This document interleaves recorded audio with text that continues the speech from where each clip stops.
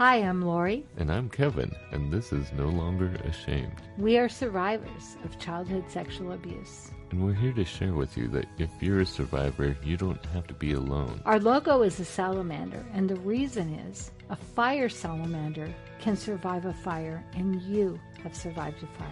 We want to help you with your journey to healing and hope. We are all survivors together, and we walk this journey together, and you are not alone. By telling our stories, we are hoping that you will have the courage to share your story as well and find your voice. Because stories are so important, and for so long I know that I wouldn't tell my story, but when I finally shared my story, that's when I got my freedom. And this is our journey and your journey to healing and hope. So come with us. And tonight we're interviewing Daniel. He's a friend of ours he got a hold of me through Male Survivor, as actually several people have in the past couple of years. And we also just did a webinar with Mike Chapman and Doug Carpenter on Male Survivor Awareness Day. That was Tuesday the 22nd. And Daniel also has a blog called These Ashes. Yes, These Ashes. Mm-hmm. What is the address of that blog, Daniel? It would be theseashes.wordpress.com.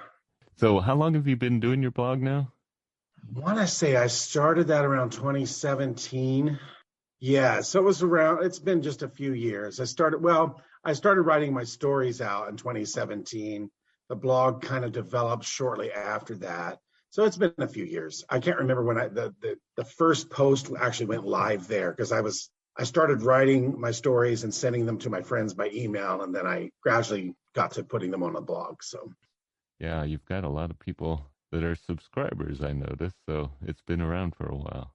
So do you want to just tell us your story? Or you can even just tell us why you started your blog, if you'd like to start with that.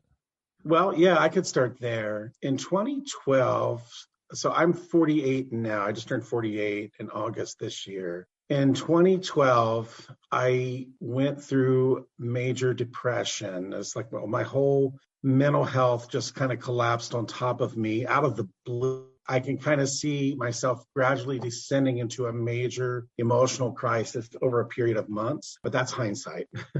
So in 2012, I went through major depression, and I was an emotional wreck for several months. Very difficult time for me, for my precious wife and our boys. And I really didn't understand why I went through that. Coming up out of that took a while to come up out of that. And as I was processing things through, and I think those who've gone through major depression, probably, I'm not alone in saying this, they rarely come up out of that the same as they were when they went into it. So in the ensuing years, I would face depressive episodes, not as severe, and I developed anxiety and all these things. And one day, I want to say it was probably around 2016, I was praying, and just my family, we had come home from a shopping trip or something. I sent them inside. I sat in the van, and I just was crying out to the Lord, saying, Lord, what's wrong with me? Why do I still feel the way that I feel?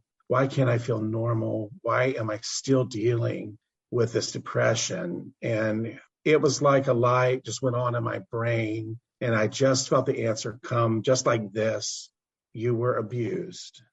And my whole world changed from that moment. I realized, and we could talk more about what happened in my childhood and the way I viewed that. This was earth-shattering to me.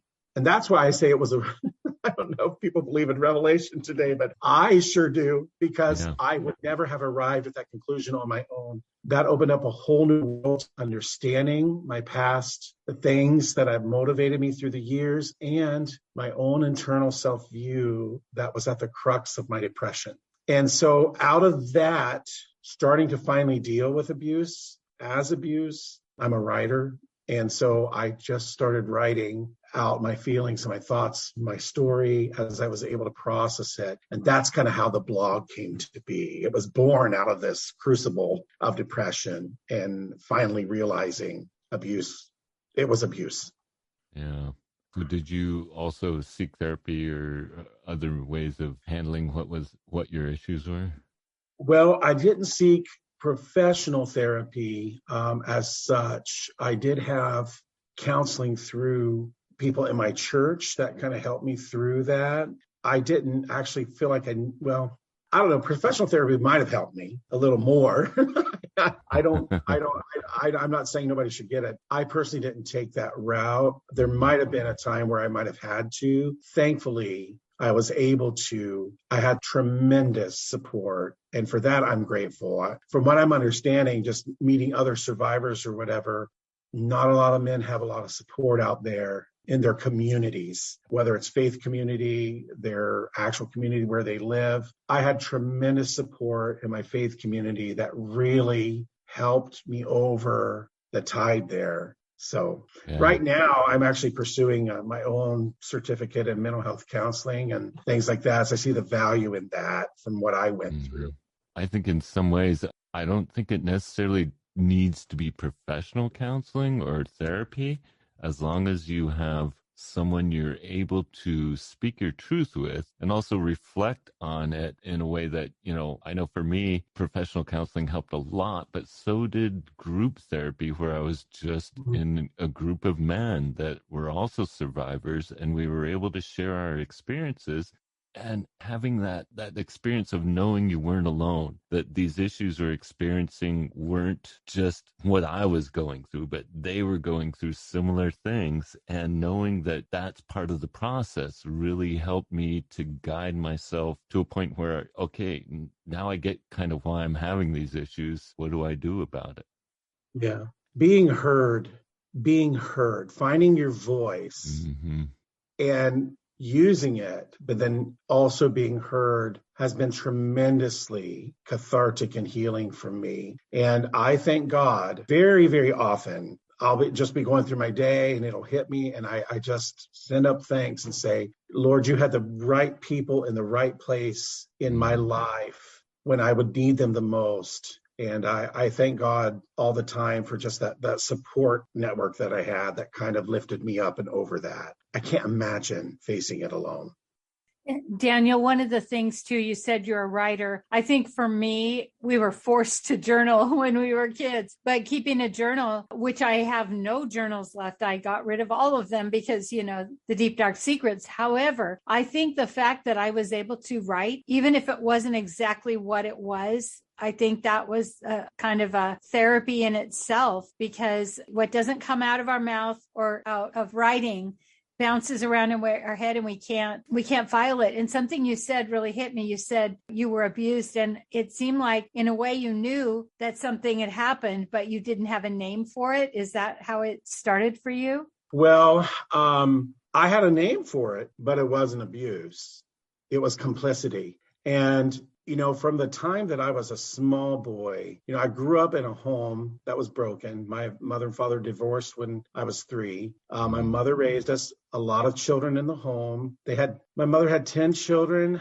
There were 9 of us when I was growing up because my oldest brother had died as an infant. There was a lot of sexual abuse in my immediate surroundings, and my mother was trying her best to raise us. We were basically raised on welfare. I don't fault her for that. I thank God that my mother actually was home with us through the day back in those days. When we all got a little older, she did get, a part-time job and then went full-time. But while we were young, she stayed home, took care of us. My dad basically had no relationship with us. He lived right next door with my grandparents, but he was like the man next door. We would walk down the street and wave hi to him as we were going by. There was no relationship. We were poor, desperately poor. We lived in a house that was falling down. I grew up very insecure in a lot of ways. I'm the baby of the family. And so I was the prime target for people in the neighborhood that needed somebody to prey upon. And they found me. I could count on 2 hands my abusers, not 1 hand, but 2. Some of those were friends of my older siblings that were teenagers. And then others were adult men. And even one of my mother's female friends actually abused me as well. So I could count on 2 hands. My upbringing just made me a ripe target. I'm a very affectionate, trusting person by nature. And so those of my mother's friends or family friends, let's say, that were predators found me an easy target. And so in the little town that I grew up in a small town in Ohio. When I was in 7th grade, we moved to a bigger city. But I often tell people, you would be shocked. You'd be shocked the number of people in that town or in that community that had contact with me sexually. It's amazing to me. But I often speak when I blog, I often speak in terms of my last abuser, or let me rephrase that. I'm learning not to use the possessive terms my. Okay. So I'm going to rephrase that because I'm training myself out of that mode. He's not my abuser. The last man to abuse me had gone on for a few years. So when I blog, I'm often thinking about him or referring to him, but there were others. And I do blog about some of them too. Could you talk a little bit more about, I want you to go on, but I think what you just said is really important. And I want to can you explain to us, the reason that you're doing this, why that matters? Not saying my abuser. Oh, okay. Yeah. So, well, I think this occurred to me probably within the last year that I'm owning the abuse by using the possessive term. And that's a lie. That's one of the lies that predators foist upon you, is that you wanted it. It feels good, right? So it's actually a lie. I'm living in their world if I actually use the terms my abuse, my abusers. So I'm kind of throwing the onus of this back where it belongs and taking the language back, taking my story back by saying, it's not my abuse. It's the abuse that I experienced. It's not my abuser. He's not my abuser. He's the man who abused me. And just that subtle difference in talking about it is actually very freeing and empowering. And I think for men who believe the worst about themselves, men who were abused, sexually abused as youth or children, you grow up with a self-conception that's predicated upon a lie. And so you have to come to a point in your life to experience healing in the fullest sense, I think, when you put the onus of the abuse back where it belongs, and that's on the abuser, not on yourself. Just a little way of dealing with it. Now, when you had that moment that you realized you were abused, was that when your perception changed from the possessive to realizing it had been done to you? No, okay. So the moment where I realized finally that what happened to me was abuse. Yeah. Okay. So yes, Kevin, I think it's proper to say that's when I realized it's something that happened to me. Yeah. Now, there's still a lot to work through there because there's still things that I did during the abuse or I did as a result of the abuse that I'm not too proud of. And you still have to wrestle with a lot of those things. How complicit were you? You know what I mean? So It was the start of understanding that. Does that make sense? And so the latest attempt at reclaiming the language is just another step in my recovery process to say, no, I'm not owning this. Okay, I'm not owning this. I was a child. I was a young person. The reason why we have laws that protect minors is because minors cannot give meaningful consent, even if they sought it out. They're not mature enough to understand sexual things or to appreciate the exchange that happens in a sexual encounter. And so the law protects minors. We have to, as survivors, sometimes bring ourselves up to at least the point where the law puts us, because the people that wrote the laws understand somehow that children cannot meaningfully consent. And yet, as a survivor, I was programmed to think that I wanted this. I was groomed to think that I wanted this. So it's kind of a revelation when you get to the point where you're like, well, wait a second. There's a reason why we have the laws, because I could not have consented. There's a reason why my last abuser went to prison and I didn't. Okay. So this has all been a journey for me, learning all this stuff and coming to peace in my heart with some of this stuff. It's taken a long time. I think that's a journey a lot of men have to take and Doug Carpenter talks about that. part of it is our physical reaction to abuse. Oftentimes, we can't control how our body reacts. It's something that just happens to us, but we feel like since it's, we are getting an erection, we are getting stimulated. The stimulation is not something we can control, but we feel complicit, as you put it, because it feels good and we like it and it's something that we're enjoying. But as you said, as children, we can't consent to that. Even though it feels like we are consenting to it, we don't know that this is not right, that, we just are being, like you said, groomed to feel like this is the right thing. So that's why a lot of men really struggle with their perception of abuse. And it sounds like that's a lot of what you went through. Yeah, definitely. And again, when you don't really have any solid fatherly figure in your life, and men come into that place and they show you, and this is another thing, a lot of people have a misconception when they talk about abuse, that carries a connotation of force.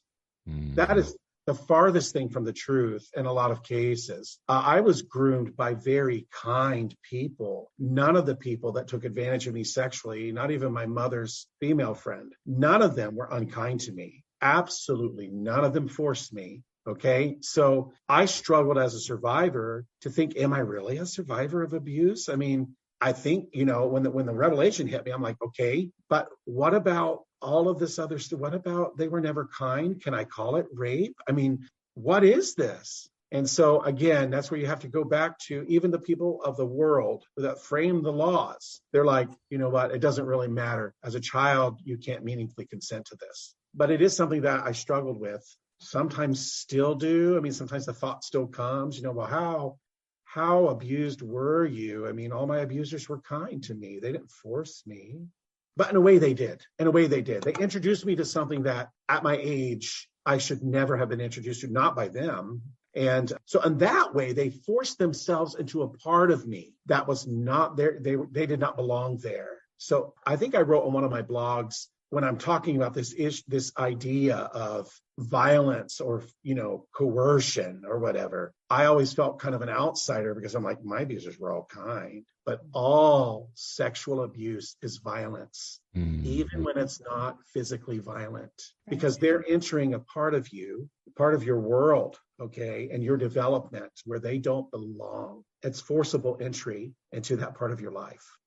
Plus, they knew what they were doing, and they knew what they were doing was wrong. And that's where the grooming came in, because they had to groom you because they knew it was wrong. So they had to manipulate you so you felt that it was right. But they knew it was wrong, and they knew what they were doing. So you did not know what they were doing. And that's the perception that's so hard to realize as a male survivor sometimes, when you're thinking, well, it wasn't harmful necessarily, or it didn't seem like they were hurting me, but they were. They were mentally, and they were destroying your childhood.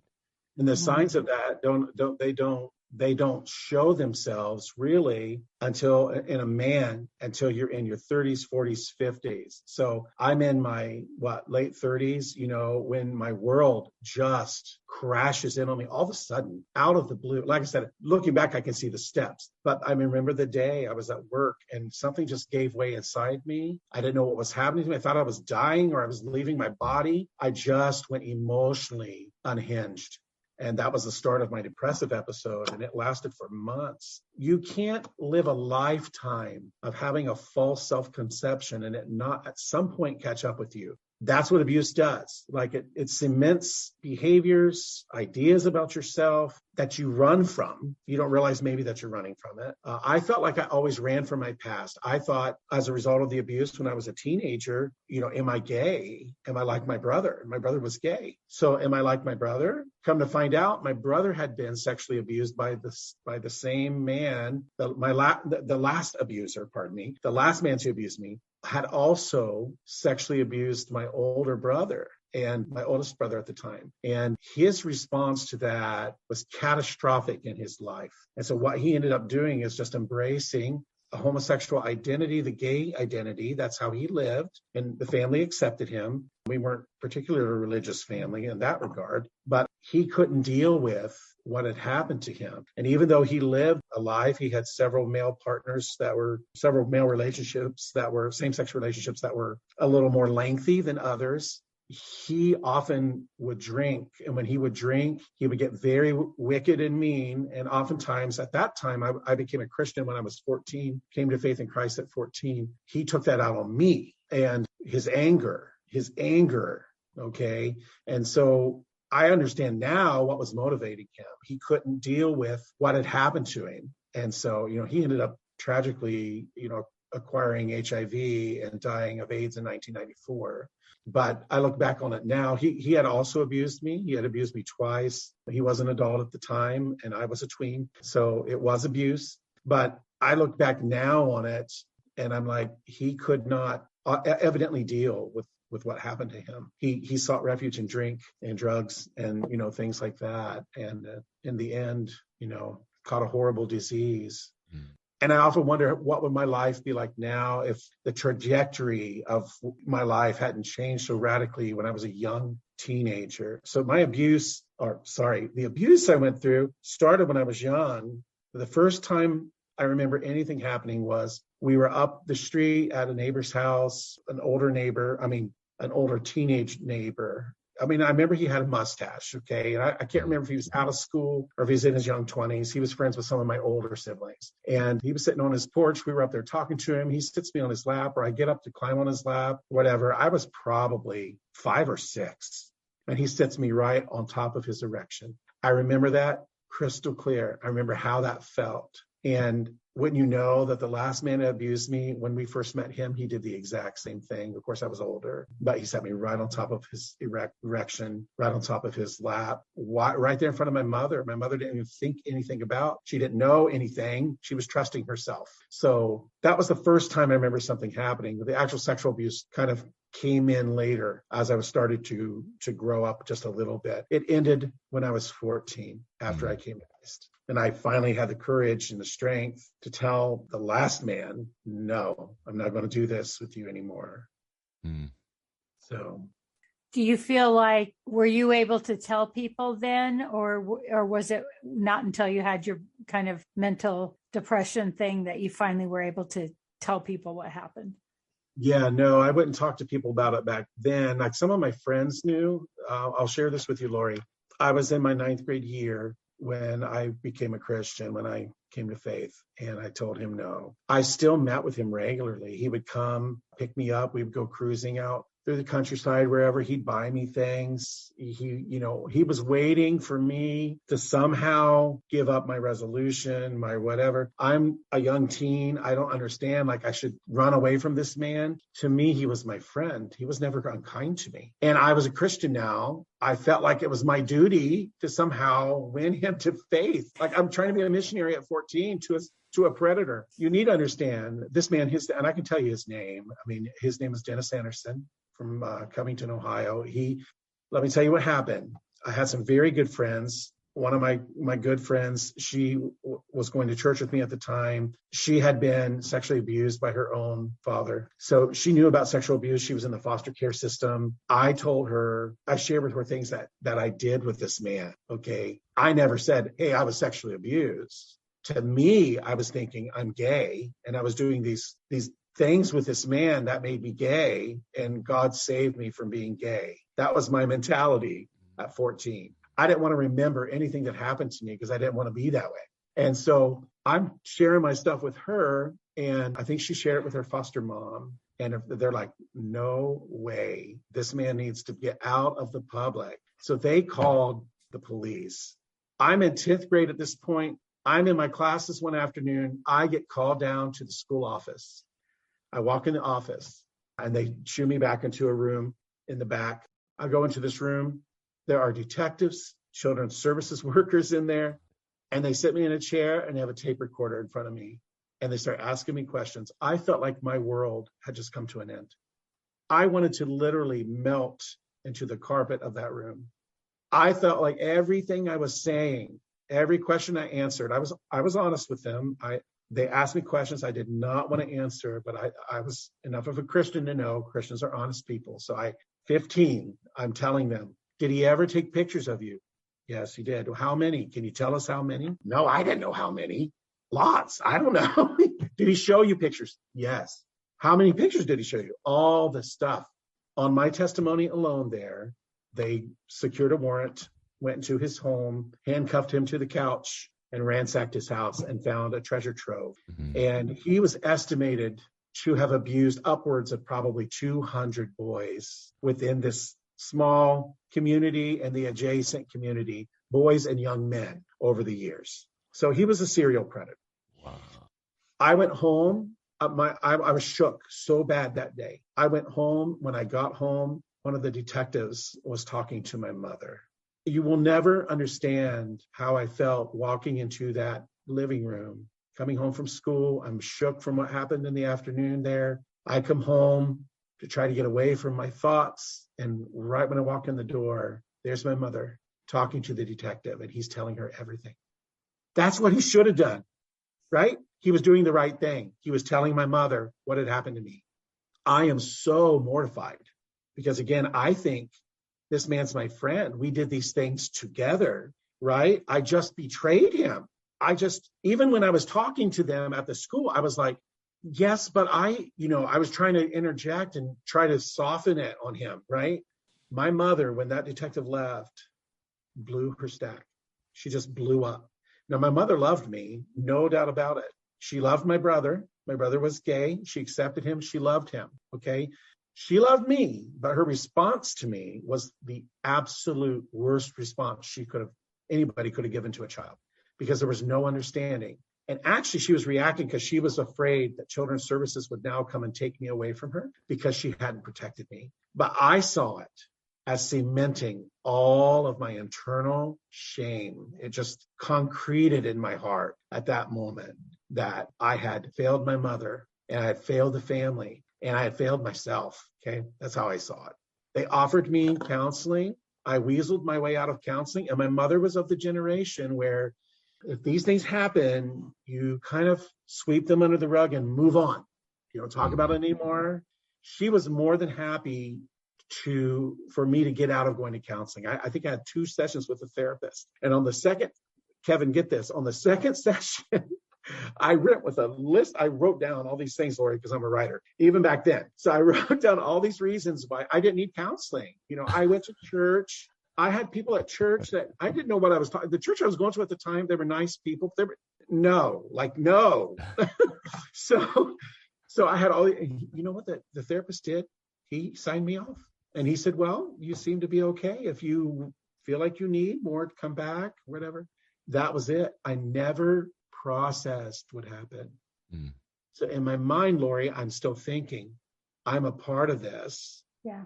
This is what I did. These were my sins that I committed, that Jesus saved me from. And so I don't want to think about them anymore. I'm running away from them. Okay. Well, you run until you hit your 30s or 40s or your 50s, and you just can't take it anymore. And your body just collapses on you. Your mind just gives way. That's what happened to me. Yeah. Hearing you say that, I do a lot of work with foster kids, and they're always defending the parent. They always want the parent back, whatever kind of abuse, whether it's neglect or I don't want to categorize abuse, whatever it is. And I could see Kevin, you could see his head falling as you're telling this. And that is the absolute evil of abuse on children, because it is their innocence and they don't know. And now, not only have you taken the innocence, you've created them to think, the grooming he did created you to believe. Now you're betraying him. Now you're doing a horrible thing when, everyone's trying to do the right thing to help you. But because, we don't know, because back in the day, it's even been in the last 15 years, we've come a long way. And most women single moms, they worry about their daughters, but they don't worry about their sons. Don't worry about the boys. Right. Yeah. And I think also what you're saying is illustrating, I don't know how to put, but it's almost like you're re-abused when you go through the system of... You're victimizing the victim. Yeah. You get victimized, and that's not their intention. But because of the grooming you experienced and what they have to do. I mean, what happened was, there's probably dozens or hundreds of children that were saved from being abused because of what came out when you explained to your friend, and she told her, Yes. probably saved dozens or hundreds Yeah. even. But you were re-abused by the system, not intentionally, but people don't realize how hard it is for a survivor to go through the process of the judicial process. And so they wonder, why did it take them so long to talk about? Well, because talking about it brings it all back down on yourself in a lot of ways. And, Absolutely. you have all these other issues that no one realizes, the shame, the guilt feelings, that you're responsible for keeping the status quo, not rocking the boat, and all these things that re-abuse you when you talk about. But it's so important to talk about, because then you can get to the truth, which Right. is where you are now. You realize that this was done to you. You were innocent in all of this, which you didn't realize until you go through the process. But the process is so hard, and people don't realize how hard it is and Right. how Yeah. much you go through in order to get to the truth.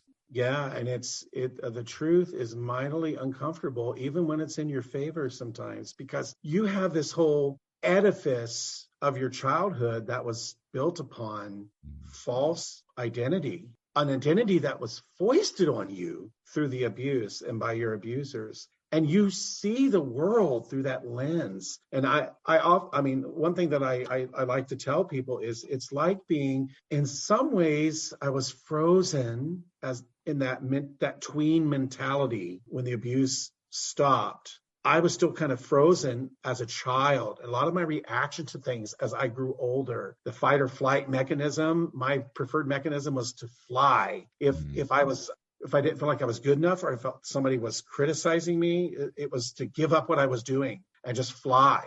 It was a childish mentality. And trauma does that to young people and children. It kind of freezes them at that age where trauma is occurring. And so when you get to an adulthood, you're really in a fix, because you're not thinking sometimes like an adult. You're thinking like that boy.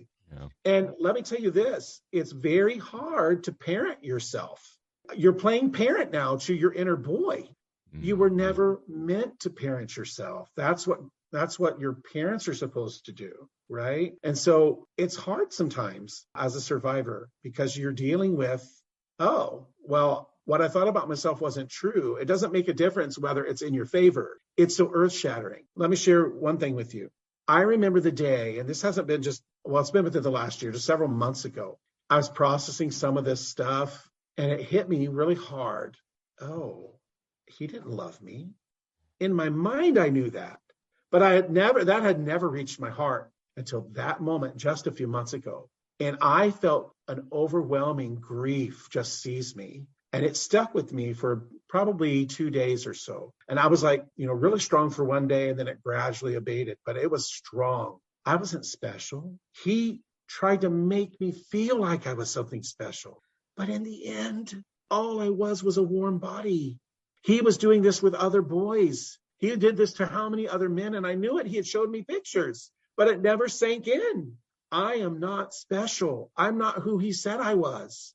What am I? Okay. Those are the types of things survivors deal with. Male survivors. Men are supposed to have it all together. They're supposed to be kind of, tough. I'm not tough. I don't even know who I am at that point, because my childhood was based upon lies. I was not special. I didn't have a beautiful body. What he was saying to me then came from the seat of lust in his heart. It had nothing to do with me being beautiful or whatever. Sure, he found me amiable. I'm an amiable person, but it had nothing to do with me being special. I was not special at all. And to feel like I was not loved, that crushed me, because that was almost like the last prop that gave some type of justification for the abuse, right? That I was loved somehow in a perverted way, loved through what happened to me. And when that final prop falls, there's a real sense of loss in you. You have to process that and deal with it. It's not easy. Yeah, there's serious grief when you realize that you were living a lie, and that lie wasn't I mean, it's a lie we believed, but it didn't come from us, but we believed it, and that's what we based our life on. It was this lie. And then when you realize it was a lie, it just, everything crumbles down, and you have to grieve that lie wasn't true, and your life wasn't what you were believing. One thing that we've talked about a lot is that, recovery is circular. And I teach recovery coach training. I teach people to become recovery coaches. And whenever we get to the part that says recovery is not linear, everyone's like, what's that mean? And I think people have this idea, you're sick, you realize you're sick, and then you get well. And I always say it's like, remember Family Circus, when the little boy, he's trying to get from here in the living room to the kitchen to get his drink of milk before bed. And then it's a straight line, but then he goes, through the bathroom and under the couch and over the table. And, and you just see this line of how he got to where he was going. And I think that in our mind, we think we should be good. And I remember, Kevin and I have talked about this when Kevin decided to do a podcast, and then he got triggered, and then he thought he was right back to square one. But then he recognized, oh, I've come a long way. And I think that's what talking about it does for us. It helps us realize that even if we feel like a setback, it's usually a step forward, because for you grieve. Do you know how many people would have stuffed and moved on and gone on, but you recognized it and you took a few days to grieve, and it probably felt like crap, right? But because you did that, you processed it and you came out, you're going around that spiral, but maybe you're a little bit higher now. Yeah, I think so. And I think one of my good friends told me, when I was going through depression, that I remember asking, will I ever feel normal again? And he's like, well, you will, but it'll be a different kind of normal. Mm-hmm. He was right. Yeah, new normal. He told me it's like going up, but it's not a steady up. Sometimes it's up, dip, up, but your dips get shallower and shallower as you're going up. You're still making progress. And it can be scary sometimes, where you're like, I thought I was over this. Why am I not over this? Yeah.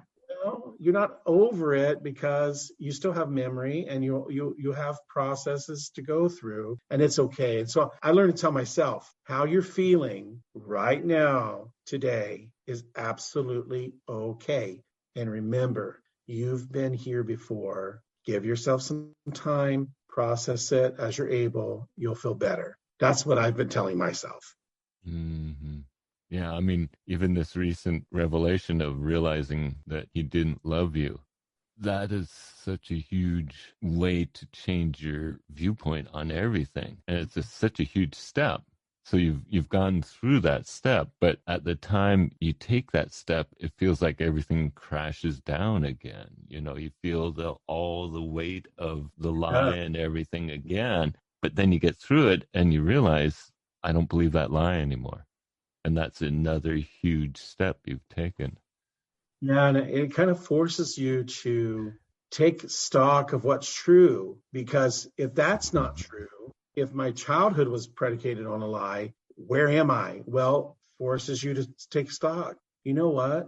There's one person I know who loves me, and that's my wife. And my friends actually love me.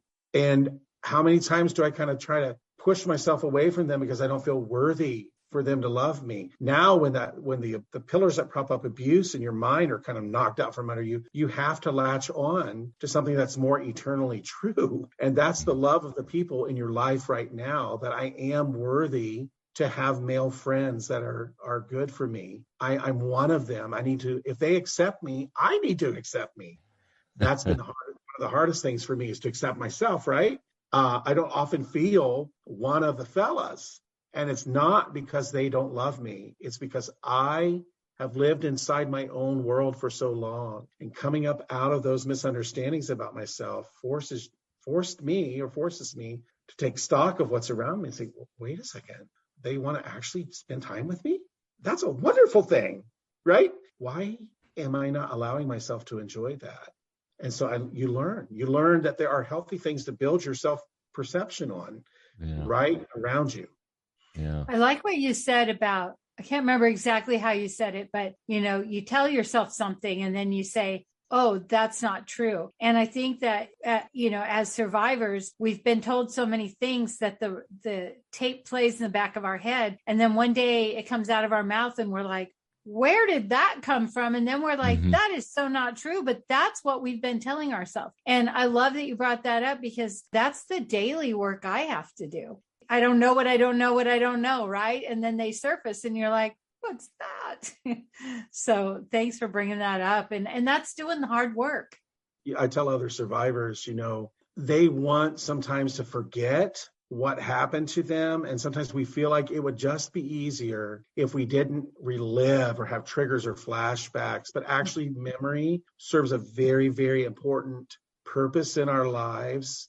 And so that we can build healthy boundaries with people, right? And so we can also juxtapose memory, what memory means to us against the present reality. And we find out what's true when we do that. We found out what is true in our lives.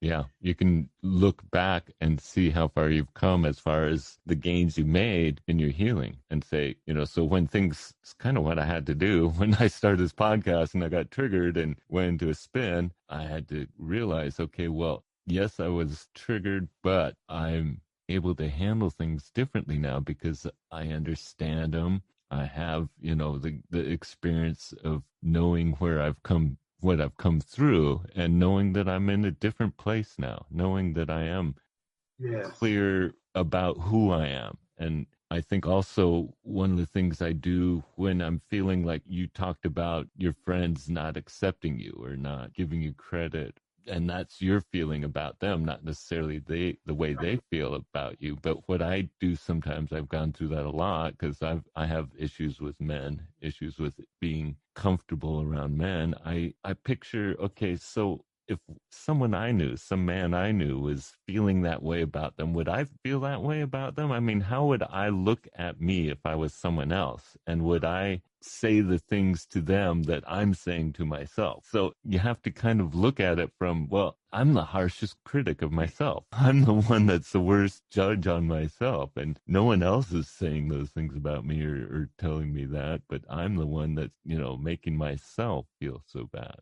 Yeah. And it's hard to undo. I often tell fellow survivors that that I try to encourage or work with, it's hard to undo decades of a false narrative or wrong thinking patterns. And Lori, to speak to what you said earlier, you have that tape playing in your head. You've had that tape playing for decades.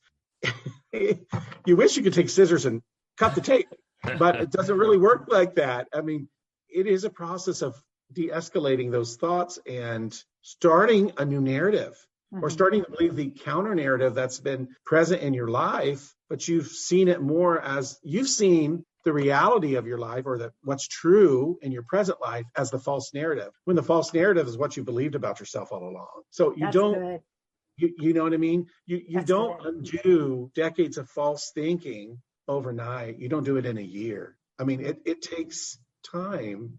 And it's okay. And that's what I'm saying. It's okay. Where you are today is okay. Just know that it is a process. Right before you came on, Kevin and I were talking about the book, The Body Keeps the Score. And we wish we could forget, but our body knows. And as a coach, a lot of times I'll have a client and they'll be doing great, and all of a sudden they're doing bad. And I'm like, okay, this is March. Whatever happened to you in March? Well, that's when my dad died. You know what I mean? But they weren't thinking about it. And one of my favorite people is Dr. Caroline Leaf. Have you heard of her? She's a neuroscientist. And she says your mind can change your brain. And so when we take those thoughts and then we turn them around, we can actually change those pathways in our brain. And that gives me a lot of hope.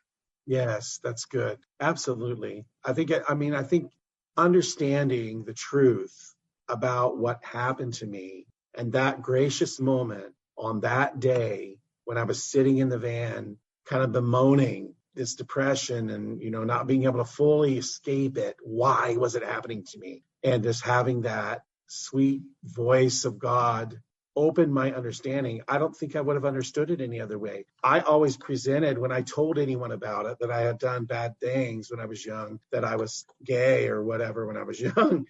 I didn't understand.